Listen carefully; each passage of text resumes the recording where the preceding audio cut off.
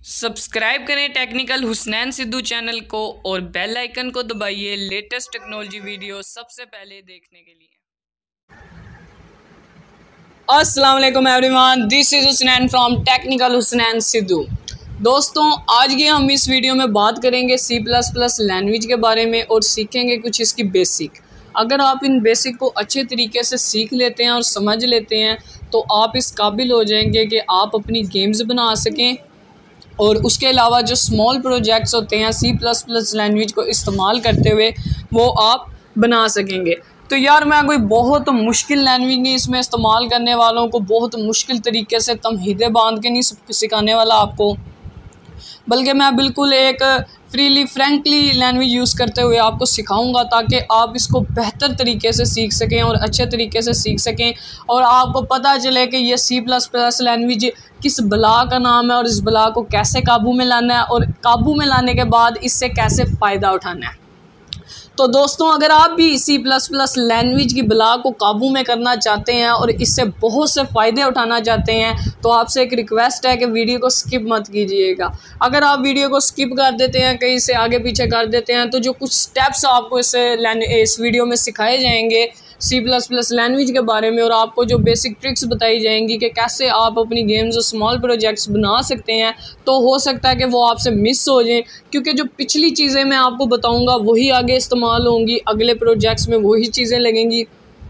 तो अगर आप किसी चीज़ को मिस कर देते हैं या अगर किसी चीज़ को आप समझ नहीं पाते हैं तो वो फिर आगे जाके आपके लिए मुश्किल का बायस हो जाएगी। तो ये बेसिक्स है, आज की वीडियो में हम बेसिक डिस्कस करेंगे, इसकी सारी कंप्लीट बेसिक मैं आपको सिखाऊंगा जो C++ लैंग्वेज की होती है और इनको आप अच्छी तरह समझने के बाद इंशाल्लाह इस काबिल ज़रूर हो जाएंगे कि अपनी गेम्स और स्मॉल प्रोजेक्ट्स बना दें। तो वीडियो में आगे चलने से पहले आपसे एक और रिक्वेस्ट है कि अगर अभी तक आपने चैनल को सब्सक्राइब नहीं किया तो प्लीज़ चैनल को सब्सक्राइब कर दें और बेल आइकन को प्रेस कर दें ताकि हमारी मज़ीद लेटेस्ट जो वीडियो हैं C++ लैंग्वेज से रिलेटेड और टेक्नोलॉजी से रिलेटेड वो सबसे पहले आप तक पहुँच सके। तो चलिए शुरू करते हैं।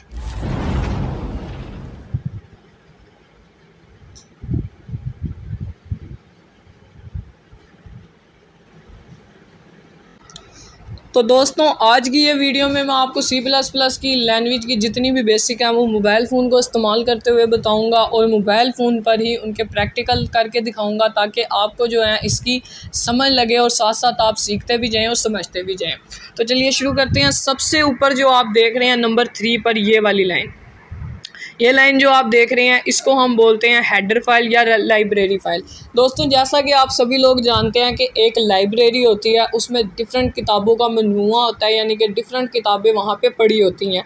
यही बिल्कुल हिसाब जो है C++ की हेडर फाइल या लाइब्रेरी फाइल का है कि हमारी जो डिफरेंट नेम स्पेसेस होती हैं, यानी नेम स्पेसेस जितनी भी हम इस्तेमाल करते हैं उनका जो मजमूआ होता है वो यहाँ पे स्टोर होता है। अब आप सोच रहे हैं कि नेम स्पेसेस क्या होती है, नेम स्पेसेस क्या है, किस ब्लॉक का नाम है। तो दोस्तों, इसके नीचे ही बिल्कुल आप देख सकते हैं कि हमने एक नेम स्पेस इस्तेमाल की हुई है यूजिंग नेम स्पेस STD का मतलब है स्टैंडर्ड, यानी कि यहाँ पे हम एक स्टैंडर्ड नेम स्पेस को इस्तेमाल कर रहे हैं। अब नेम स्पेस क्या होती है दोस्तों? बेसिकली नेम स्पेस भी जो है वेरिएबल, आइडेंटिफायर और डिफरेंट चीज़ें जो हम नीचे इस्तेमाल करते हैं उन सबको स्टोर किया होता है, यानी कि उनकी फंक्शनैलिटी को स्टोर किया होता है। यानी कि इसके थ्रू प्रोग्राम को पता चल रहा होता है कि यार C आउट का मतलब क्या है, C इन का मतलब क्या है, वेरिएबल क्या है, फ्लोट टाइप का वेरिएबल क्या है, यानी कि जितनी भी हमारी इंफॉर्मेशन होती है वो नेम स्पेस में स्टोर होती है। और सारी नेम स्पेसेस जो होती हैं वो होती हैं हमारी हेडर फाइल या लाइब्रेरी फाइल, जैसे कि हमने ऊपर डाली हुई है iostream.h, यानी कि एक हेडर फाइल। IO मतलब इनपुट आउटपुट, stream.h। तो दोस्तों, ये तो होगी ना बिल्कुल हमारी नेम स्पेस और हेडर फाइल। अब नहीं मुझे लगता आपको कोई कन्फ्यूजन रह जाएगी। इससे नीचे आ जाते हैं। नीचे नंबर 7 पे ये जो लाइन आपको नज़र आ रही है ये है हमारा मेन फंक्शन। अब दोस्तों, मेन फंक्शन क्या होता है? एक फंक्शन होता है, जैसे कि हर चीज़ के डिफरेंट फंक्शन होते हैं, इसी तरह C++ लैंग्वेज में भी एक फंक्शन होता है। फंक्शन की कुछ फंक्शनैलिटीज़ होती है। अब जो हमारा प्रोग्राम रन यानी कि एग्जीक्यूशन होना है, यानी कि मोटरसाइकिल को चाबी देने वाला हिसाब है। अगर आप मोटरसाइकिल में की नहीं डालेंगे, उसको ऑन नहीं करेंगे तो मोटरसाइकिल स्टार्ट नहीं होगी। इसी तरह इधर की का जो काम है C++ लैंग्वेज में वो ये मेन फंक्शन करता है, यानी कि हमारे प्रोग्राम की जितनी भी एग्जीक्यूशन होगी वो यहाँ से स्टार्ट होगी। तो दोस्तों ऊपर वाली तीनों चीज़ें तो आपको समझ आ गई होंगी। एक हमारी हेडर फाइल लाइब्रेरी फाइल है जो कंटेन करती नेम स्पेस जिसमें इन सब की डेफिनेशन पड़ी हुई है कि इनके इस्तेमालात क्या हैं और इन सब के तरीक़ेकार जो है वो प्रोग्राम को बताती हैं। मेन फंक्शन हमारी मेन फंक्शन होता है जिसके थ्रू हमारी प्रोग्राम की टोटल एग्जीक्यूशन जो है यहाँ से स्टार्ट होगी। हम नीचे आ जाते हैं। नीचे मैंने 3 INT नंबर CHAR और फ्लोट लिखा हुआ है। ये क्या चीज़ें होती हैं दोस्तों? ये वेरिएबल्स होते हैं। अब वेरिएबल क्या होते हैं मैं आपको बिल्कुल एक सिंपल एग्जांपल के साथ आज बिल्कुल ये जो प्रोग्रामिंग है समझाने वाला हूँ ताकि आपके लिए ज़्यादा मुश्किल ना हो। अगर आपने मुख्तलिफ़ चीज़ें लेके जानी है तो आप उनके लिए मुख्तलिफ आपको जो है डब्बे चाहिए होते हैं। अगर आपको किसी ऐसी चीज़ को लेके जानी है जो आप गत्ते के बॉक्स में ले जा सकते हैं तो आप उसे गत्ते के बॉक्स में डाल देते हैं। कुछ चीज़ों को हम शीशे के बॉक्स में भी डालते हैं जो डेकोरेशन के लिए होता है और कुछ चीज़ों को हम लोहे के बॉक्स में डालते हैं। इसी तरह जो होता है वेरिएबल होता है। अब अगर हमें नंबर चाहिए दोस्तों, यानी कि जैसे कि 1 2 3 4 5 6 7 8 जो भी नंबर्स होते हैं डिफरेंट, अगर हमने नंबरों को किसी डब्बे में डालना है, किसी वेरिएबल में डालना है तो हमने ये वाली टाइप इस्तेमाल करनी है इंट का मतलब इंटीजर। ठीक है दोस्तों, तो अब हमने इंटीजर टाइप का एक वेरिएबल बना दिया। वेरिएबल से मुराद एक डब्बा हमने बना दिया जिसमें हम चीज़ें रखवाएंगे आगे जाकर। अब मैंने एक डब्बा आप देख सकते हैं यानी कि एक वेरिएबल बना दिया है इंटीजर टाइप का नंबर। नीचे आज एक CHAR करैक्टर आप सबको पता है कि जिसमें हमारी ABC आ जाती है और डिफरेंट करैक्टर यानी कि ये वाले सैम्बल हमारे ये जितने भी करैक्टर होते हैं इन सब को हम किस में स्टोर कर सकते हैं? करैक्टर टाइप के वेरिएबल में। सबसे नीचे आ जाते हैं तो तीसरे नंबर पे हमारे पास फ्लोट है। फ्लोट का आप सबको पता है इशारिया वाली रकम, यानी कि अगर हमें ऐसी रकम चाहिए जिसके साथ हम इशारिया यूज़ करें तो उसके लिए हम जो है फ्लोटिंग पॉइंट नंबर का इस्तेमाल करेंगे। तो यहाँ पे अगर मैं इशारिया वाली कोई रकम लेता हूँ तो उसको हम लगाएंगे फ्लोटिंग पॉइंट नंबर के साथ। तो दोस्तों ये तो एक बिल्कुल आसान सी चीज़ है जो उम्मीद है आप सबको अब समझ आ गई होगी कि वेरिएबल क्या होते हैं। वेरिएबल बेसिकली एक बॉक्स होता है यानी कि जिसकी हम टाइप बता देते हैं और उसके अंदर हम अपनी चीज़ें स्टोर करते हैं। अब हम नीचे चलते हैं। नीचे आपको 2 स्टेटमेंट नज़र आ रही हैं, सी आउट की और सी इन की। दोस्तों जैसे कि हर ज़ुबान का एक सिंटैक्स होता है, एक लैंग्वेज होती है तो सिंटैक्स होता है यानी कि कोई तरीक़ेकार होता है। इसी तरह इस लैंग्वेज के भी कुछ सिंटैक्स हैं जिनको आपको फॉलो करना होगा। जैसे कि अब हमने एक सी आउट लिखा है। सी आउट क्या होता है?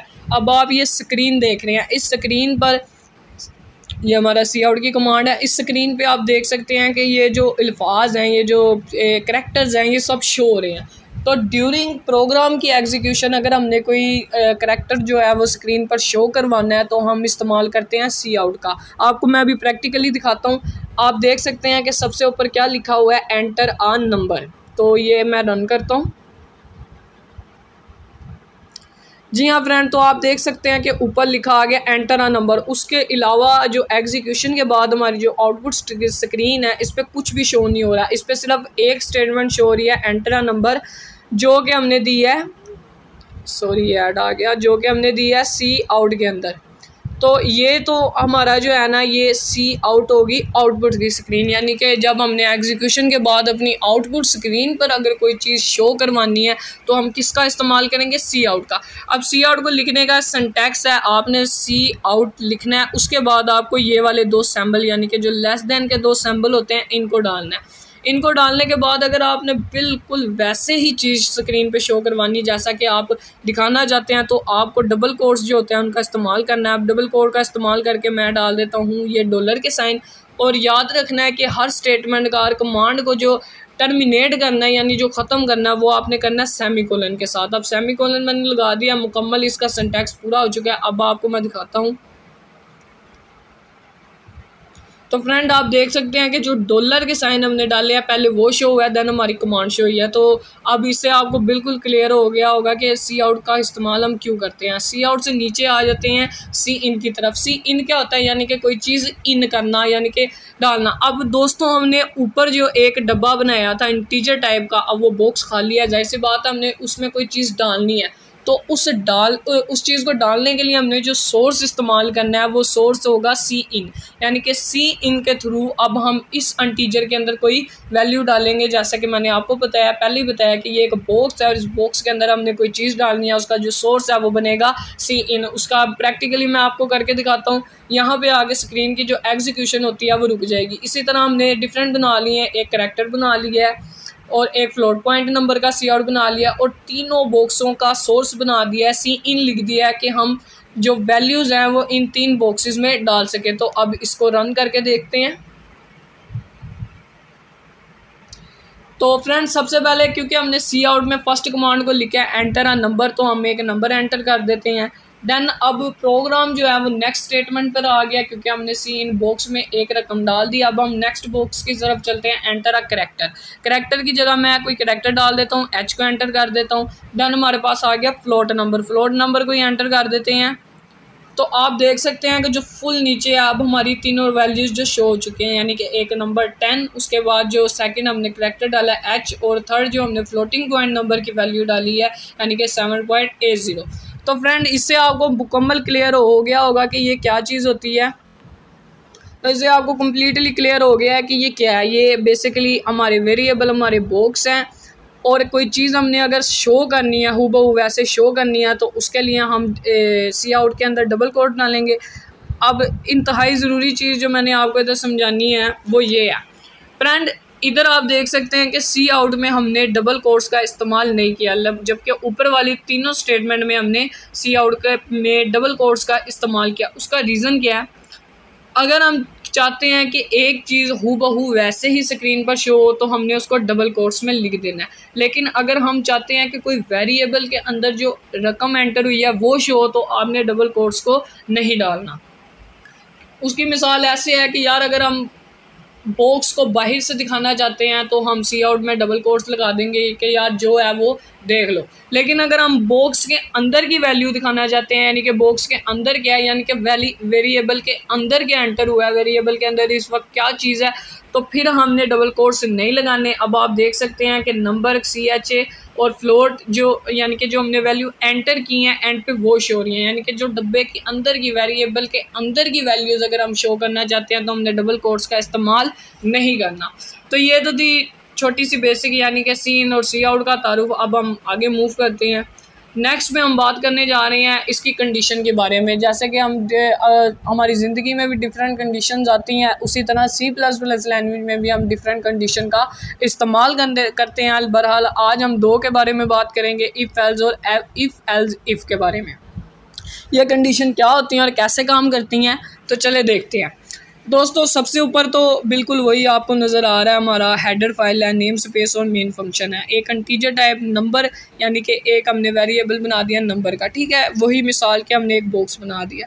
अब नीचे आ जाते हैं, यहाँ पे आप एक स्टेटमेंट देख सकते हैं एंटर इंटीजर, ये तो स्क्रीन पे सेम ऐसे शो हो जाएगा, सी इन नंबर, यानी कि अब हम इस डब्बे के अंदर एक नंबर डाल देंगे। मैं डाल देता हूँ 10, 5, 6 जो भी। अब दोस्तों इधर हम आपने समझना है कंडीशंस के बारे में कि कंडीशन क्या होती हैं। यहाँ पे मैंने एक कंडीशन लगाई है इफ़, बेसिकली इफ़ हमारी कंडीशन है। इफ़ यहाँ इफ़ का इस्तेमाल किया है, इफ़ बेसिकली हमारी कंडीशन है। क्यों किया है, अब आप आगे देखिए कि इफ़ नंबर ग्रेटर देन और इक्वल 0, यानी कि अगर नंबर 0 के बराबर होता है या 0 से बड़ा होता है तो सी आउट तुमने स्क्रीन पर शो कर देना है, you enter a positive number. और साथ ही आप देख सकते हैं हमने इस्तेमाल अब डबल कोट्स को नहीं किया। उसका रीज़न क्या है कि जो भी डब्बे के अंदर की वैल्यू होगी वो भी शो हो जाएगी, वेरिएबल के अंदर की वैल्यू भी शो होगी, और हमने जो हूबहू जो स्टेटमेंट हम शो करवाना चाहते हैं वो भी शो होगी। इफ़ अगर तो ये होता है काम के वैल्यू जो है 0 से बड़ी है और 0 के बराबर है, तो क्या कंडीशन लगा दिया कि आपने शो कर देना है कि ये एक पॉजिटिव नंबर है, एल्स नहीं। तो ये अब इफ़ के बाद यानी कि अगर इफ़ की कंडीशन ठीक नहीं हुई तो एल्स की कमांड जो है वो रन होती है, you enter a negative integer, यानी कि अगर तो ये कंडीशन दुरुस्त है वो इसको एग्जीक्यूट कर देगा, अगर ये कंडीशन दुरुस्त नहीं है तो वो फिर इस स्टेटमेंट को एग्जीक्यूट करेगा, हमारी एल्स वाली स्टेटमेंट को। इसको अब हम प्रैक्टिकली रन करके देखते हैं। तो दोस्तों पहले तो मैं इंटीजर 5 को एंटर करता हूँ, तो आप देख सकते हैं you enter a positive integer 5। अब हम ये तो हमारी इफ वाली कंडीशन टेस्ट होगी, अब हम अपनी कंडीशन टेस्ट करते हैं एल्स वाली। तो दोस्तों अब मैं एंटर कर देता हूँ नंबर -7। तो आप देख सकते हैं you enter a negative integer -7। तो ये प्रोग्राम हमें बता रहा है कि आपने पॉजिटिव इंटीजर को एंटर किया है या नेगेटिव इंटीजर को। तो इसके थ्रू हमें आराम से पता चल जाता है कि हम एक पॉजिटिव इंटीजर एंटर कर रहे हैं या फिर एक नेगेटिव इंटीजर। तो नेक्स्ट मूव करते हैं। तो ये तो हमारी थी इफ़ एल्स कंडीशन। इफ़ अगर स्टेटमेंट दुरुस्त है तो उसको रन कर दो, एल्स अगर गलत है तो ये वाली कंडीशन वो रन कर देगा। अब बात करते हैं दोस्तों इफ़ एल्स इफ़ के बारे में, वो क्या होता है। तो दोस्तों ये भी कोई रॉकेट साइंस इसके पीछे इस्तेमाल नहीं होती है, ये भी एक सिंपल है। इसमें क्या होता है, हम ज़्यादा सारी कंडीशन इस्तेमाल कर सकते हैं। अब वही जो ऊपर हमने प्रोग्राम किया उसी को हम कन्वर्ट करते हैं इफ़ एल्स इफ़ कंडीशन में, कि अगर तो इफ़ नंबर जो है वो 0 से बड़ा है। ठीक है, ये समझने वाली बात है, ज़्यादा मुश्किल नहीं है, सिर्फ ये बेसिक चीज़ें हैं अगर आप समझ लेंगे तो आप इस काबिल हो जाएंगे कि आप अपनी गेम्स भी बना सकेंगे कंसोली के अंदर, और आप अपने स्मॉल प्रोजेक्ट्स जो होते हैं C++ लैंग्वेज के वो भी आसानी से कंप्लीट कर लेंगे। अब इधर आपने समझना है दोस्तों कि अगर नंबर जो है वो 0 से बड़ा है। ठीक है, ये हमने कंडीशन लगा दिया है, मुश्किल नहीं है। इफ़ का मतलब क्या होता है उर्दू में, अगर। ठीक है, तो अगर नंबर 0 से बड़ा है, सी आउट करवा दे, you enter a positive number, के आपने एक पॉजिटिव नंबर को एंटर किया है। ठीक है दोस्तों, एल्स इफ अगर ऐसा होता है। ठीक है, एल्स अगर ऐसा हो, इफ़ अगर एल्स इफ यानी कि अगर ऐसा हो कि नंबर 0 से छोटा हो, तो आपने कह देना है कि you enter a negative integer, के आपने क्या एंटर किया, नेगेटिव। ऐसी बात है 0 से छोटी रकम है तो वो क्या होगी, नेगेटिव होगी। एल्स, अब मैंने आपको बताया था कि एल्स जो है वो हर यानी कि अगर दोनों ऊपर वाली कंडीशन गलत हो तो एल्स जो है वो हमेशा एग्जीक्यूट हो जाती है। अगर कोई बंदा एंटर कर देता है ऐसा नंबर जो पॉजिटिव भी नहीं नेगेटिव भी नहीं, तो एल्स क्या दिखा दे कि ये 0 है। तो जाहिर सी बात है अगर कोई ऐसा नंबर एंटर किया जाए जो पॉजिटिव भी ना हो नेगेटिव भी ना हो, तो वो कौन सा नंबर होता है, वो हमारे पास 0 होता है। तो इसको भी प्रैक्टिकली रन करके देख लेते हैं। पहले ये ऊपर वाला प्रोग्राम, सॉरी एक मिनट, ये हमारा ऊपर वाला प्रोग्राम है जो हमने अभी किया। अब ये नीचे वाला प्रोग्राम है, एंटर अ इंटीजर। अब मैं 0 एंटर करता हूँ, यू एंटर 0, इसने हमें बता दिया कि हमने क्या एंटर किया है, 0। तो फ्रेंड ये थी एल्स इफ कंडीशन, यानी कि एक सिंपल है। अगर हम बहुत ज़्यादा कंडीशन इस्तेमाल करना चाहें तो उधर हम क्या इस्तेमाल करेंगे, इफ़ एल्स इफ को। इसके अलावा एक चीज़ होती है वो होती है यानी कि हम इफ़ स्टेटमेंट ऑफ इफ़ को ही इस्तेमाल करें, यानी अगर हम ऐसा करना चाहें इफ़ तो हम वो भी इस्तेमाल कर सकते हैं। अब हम मूव करते हैं अपने लूप्स की तरफ। तो दोस्तों लूप क्या होता है, बेसिकली लूप होता है एक चीज़ को बार बार दोहराना, यानी कि ये एक चीज़ को बार बार करना, बार बार करवाना, उसको हम कहते हैं लूप। तो इसके पीछे भी कोई रॉकेट साइंस नहीं है, कंफ्यूज होने वाली बात नहीं है। बहुत से लोग जो हैं लूप पे आके कंफ्यूज हो जाते हैं। आज मैं आपको बिल्कुल आसान तरीक़ों सादे अल्फाजों में लूप समझाऊंगा और मुझे उम्मीद है कि आप सभी को लूप इंशाल्लाह ज़रूर समझ आ जाएगी। तो लूप क्या होता है, बेसिकली हमारे पास C++ लैंग्वेज में जो हम लूप करने जा रहे हैं फ़िलहाल वो है हमारे पास वाइल, डू वाइल और फॉर। तो अब सबसे पहले बात करते हैं हम वाइल लूप। अब लूप में जैसे कि मैं आपको बता चुका हूँ कि एक चीज़ जो है वो बार बार रिपीट होती है। तो इधर आपने समझना है, हमने एक इंटीजर बना दिया है।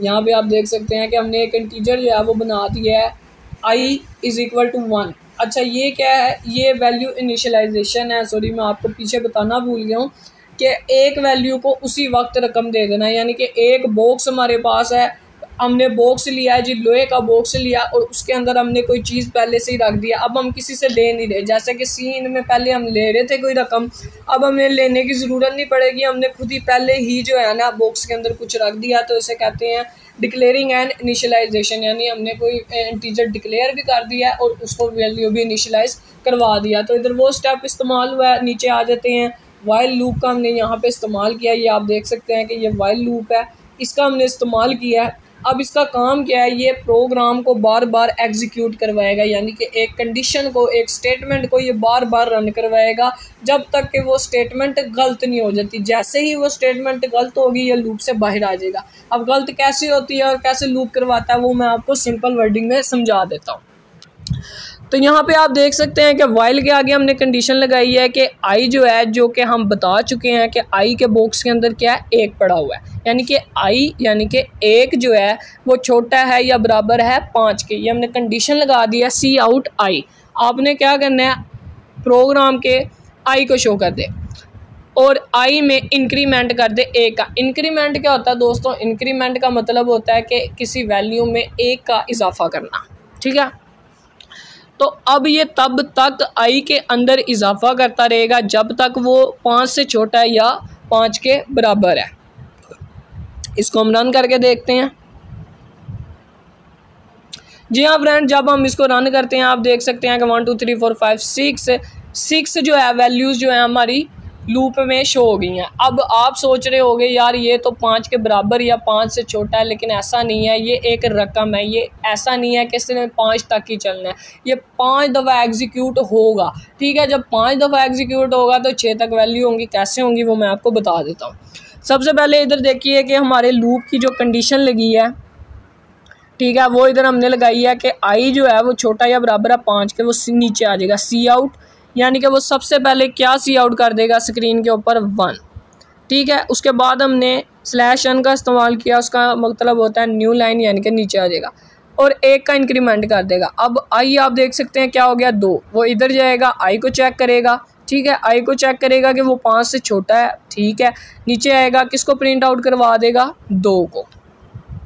ऐसे करता करता वो 3 पे आएगा, 3 को प्रिंट आउट करवा देगा, 3 दफ़ा रन होगा। ठीक है, 4 दफ़ा रन होगा,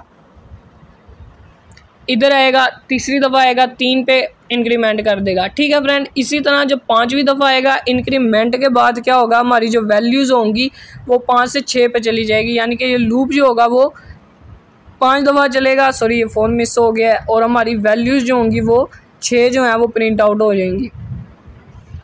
ठीक है, ये लूप जो है 5 दफ़ा चलने के बाद इंक्रीमेंट होने के बाद, क्योंकि एक वैल्यू हम पहले दे चुके हैं तो ये वैल्यू ऐसे करके प्रिंट आउट करवा देगा। मुश्किल चीज़ नहीं है, सिर्फ समझने वाली बात ये है कि हमने करना क्या बेसिकली शुरू में कि हमने स्टेटमेंट चेक करनी है। लूप तब तक रन होता है जैसे ही ये वैल्यू 5 दफ़ा चलने के बाद ये 6 पे जाएगा, टर्मिनेट हो जाएगा और जो वैल्यू है वो बाहर आ जाएगी और लूप से बाहर आ जाएगी। अब बात करते हैं डू व्हाइल लूप की। तो फ्रेंड, डू व्हाइल लूप में क्या होता है, वही सेम प्रोग्राम हम पकड़ लेते हैं। इसमें क्या होता है, इसमें कोई रॉकेट साइंस नहीं है और ना ही इनमें ज़्यादा डिफरेंट है। आप देख सकते हैं कि व्हाइल लूप में वो पहले कंडीशन को चेक करता है फिर प्रोग्राम के एंटर होता है, लेकिन डू व्हाइल लूप में पहले वो एंटर हो जाएगा, यानी 1 को पहले प्रिंट आउट कर देगा, उसके बाद जाके जो है वो नेक्स्ट काम करेगा। नेक्स्ट काम अपना क्या करेगा कि कंडीशन को चेक करेगा नीचे आके। यानी कि अगर आप ऐसा कोई काम करवाना चाहते हैं जिसमें प्रोग्राम हर दफ़ा एक दफ़ा लाजमी एग्जीक्यूट हो तो आप डू व्हाइल का इस्तेमाल करेंगे। ये समझने वाली बात है। डिफरेंट क्या है व्हाइल और डू व्हाइल लूप में। व्हाइल लूप में वो सबसे पहले कंडीशन को चेक करता है, यानी कि कंडीशन को चेक करने के बाद वो प्रोग्राम की बॉडी में एंटर होगा। लेकिन डू व्हाइल लूप में क्या होगा, डू व्हाइल लूप में पहले वो प्रोग्राम की बॉडी के अंदर एंटर हो जाएगा और फिर क्या काम करेगा, फिर वो कंडीशन को चेक करेगा। यानी कि ये डू व्हाइल लूप हर दफ़ा एक दफ़ा जो है, यानी कंडीशन अगर गलत भी है तो एक दफ़ा ज़रूर एग्जीक्यूट होगा, रन होगा। अब हम तीसरे लूप की बात कर लेते हैं जो हमारे पास है फॉर लूप। ये मैंने कमेंट किया हुआ है तो इसको मैं ख़त्म कर देता हूँ।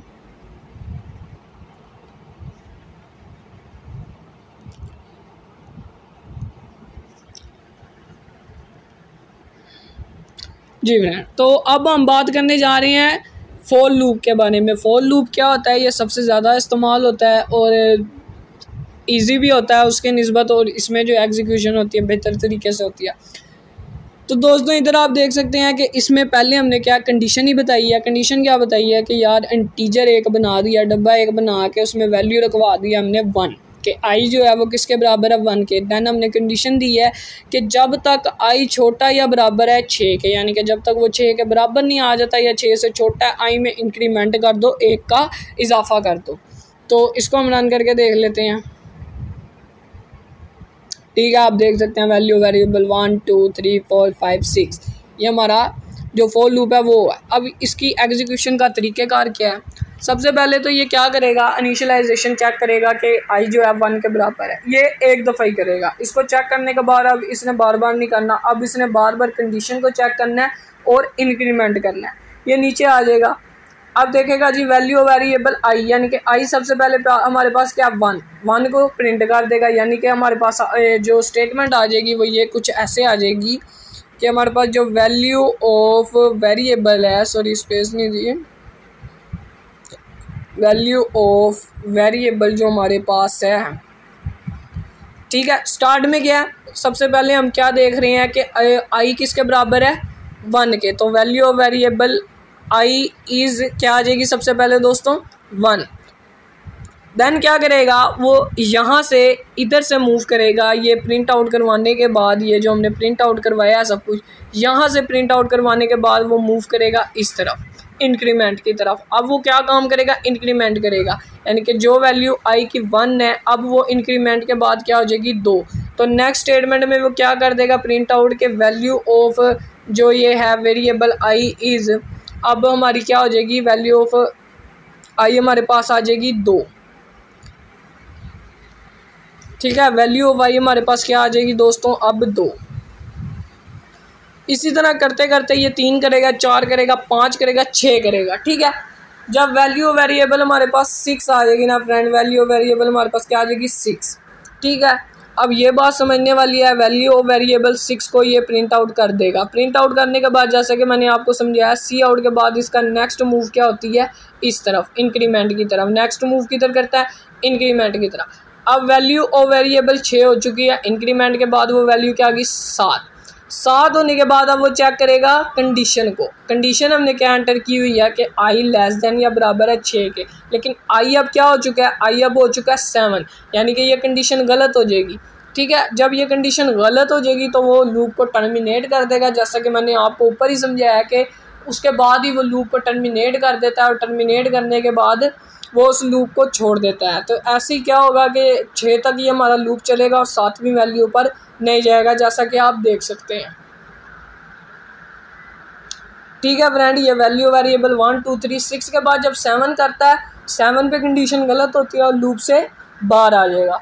तो फ्रेंड, ये कुछ बेसिक्स थी जिनमें मैंने आपको बताया है कि लाइब्रेरी फाइल्स क्या होती हैं, नेम स्पेस क्या होती है, हमारा मेन फंक्शन क्या होता है, हमारे वेरिएबल कैसे बनते हैं, और उसके अलावा आपको मैंने समझाया कि हमारा सी इन हम क्यों इस्तेमाल करते हैं और कैसे इस्तेमाल करते हैं, किस लिए इस्तेमाल करते हैं। सी आउट का बताया स्क्रीन पर शो करने के लिए, सी इन अगर हमने कोई इनपुट लेनी है तो हम सी इन का इस्तेमाल करते हैं। उसके बाद आपको बताया गया कंडीशन के बारे में, यानी कि इफ़ एल्स का इस्तेमाल हम कब करते हैं और एल्स इफ एल्स का इस्तेमाल हम कब करते हैं। और एंड में आपको बताया गया लूप्स के बारे में कि हमारे लूप्स क्या होते हैं, किसी चीज़ को बार बार रिपीट करने के लिए हम लूप इस्तेमाल करते हैं। हमारे पास 3 लूप का अभी हमने बेसिक में जिक्र किया, यानी कि वाइल, डू वाइल और फॉर लूप के बारे में। वाइल लूप का बताया जब इसकी जो कंडीशन है वो गलत होगी, लूप से बाहर आ जाता है। डू वाइल और वाइल में डिफरेंट बताया गया आपको कि डू वाइल और वाइल में क्या डिफरेंट होता है। सिर्फ एक डिफरेंट होता है कि डू वाइल में दी गई कंडीशन जो होती है वो सबसे पहले प्रोग्राम रन होता है, उसके बाद वो कंडीशन को चेक करता है, लेकिन वाइल लूप में पहले कंडीशन चेक की जाती है।